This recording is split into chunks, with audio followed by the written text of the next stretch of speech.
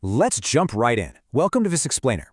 Today we're tracing an absolutely fascinating, decades-long quest. We're looking at the journey to literally replicate the human brain, a journey that ultimately led to the deep learning breakthroughs powering the AI we use every single day. If you've ever wondered how we went from, abstract theoretical math to machines that can converse, write, and analyze just like we do, well, you're in exactly the right place. We're going to map out how scientists look directly at the biological blueprint inside our own heads to try and build the modern machine mind. So part one, dreaming of machine brands. To really get how far we've come, we've got to look at the theoretical foundation that started this whole thing over half a century ago. Back in 1950, the legendary British mathematician Alan Turing asked a really simple but totally profound question. Can machines think? Now, okay, he wasn't the very first person in history to wonder this, but what made Turing's work such a massive game changer was that he shifted the conversation entirely away from just philosophy. He wanted to make it practical. He wanted a tangible, experimental way to actually test the concept of a thinking machine. And that brings us to the Turing test. Turing established a clear, practical benchmark based entirely on human intelligence to measure success. Imagine a human judge having a natural conversation, basically texting back and forth. On the other end, hidden away, is one human and one machine. If the machine can successfully bluff its way through that chat and actually fool the judge into thinking it's the human, boom, it passes. It has demonstrated human-like intelligence. This brilliant setup laid the groundwork for literally everything that followed. Then we get to the formal birth of AI at the 1956 Dartmouth Conference. This event intentionally united some seriously ambitious disciplines. Right there at the very start, they actually coined the term artificial intelligence. But more importantly, they explicitly brought together experts across neural networks, theory of computation, and automata theory with one huge goal. How do we impart our biological architecture into machines? They were literally looking at the human brain, our biological neural pathways, and wondering, can we mathematically recreate that structure? That inspiration of the human mind was the literal spark for this entire field of study. But, as you might guess, that early momentum didn't last. Moving to part two, the long AI winter.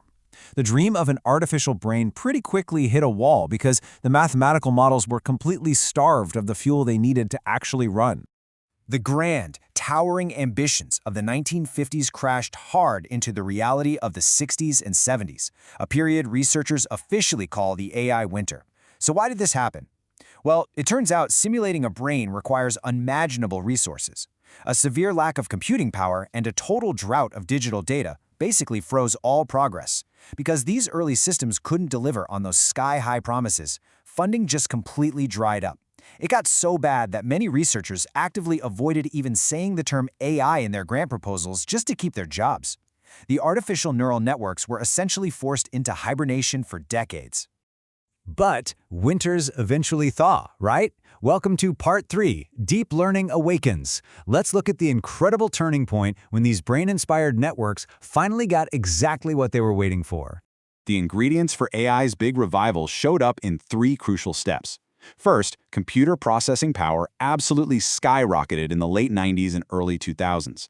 Second, the internet expanded rapidly across the entire globe. And third, because of that massive internet expansion, people everywhere started churning out total, unprecedented volumes of digital data.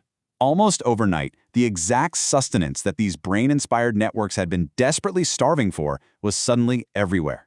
Which brings us to a really pivotal realization. Deep learning neural networks are a type of AI inspired directly by how the human brain works.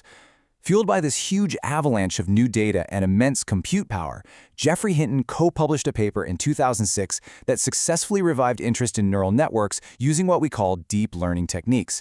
Think about it. Creating a model that actually mimics the deep layered complexity of the human brain, complete with artificial synapses firing and weighting data back and forth, would have been literally impossible just a decade earlier. But now, with high computational power and massive data, the artificial brain was finally waking up. And once it woke up, it started winning. Check out this rapid, thrilling succession of victories. It starts making massive headlines in 1997 when IBM's Deep Blue defeated world chess champion Garry Kasparov. Then, Geoffrey Hinton revives deep learning in 2006. Fast forward to 2011, and IBM's Watson is taking on human language, crushing the competition on the Jeopardy quiz show. And then in 2012, researchers at Stanford and Google unleashed this massive multi-layered neural network. And what did it excel at? Well, what the internet does best, recognizing pictures of cats. Jokes aside, though, the machine brain was rapidly learning to see, strategize, and truly understand language.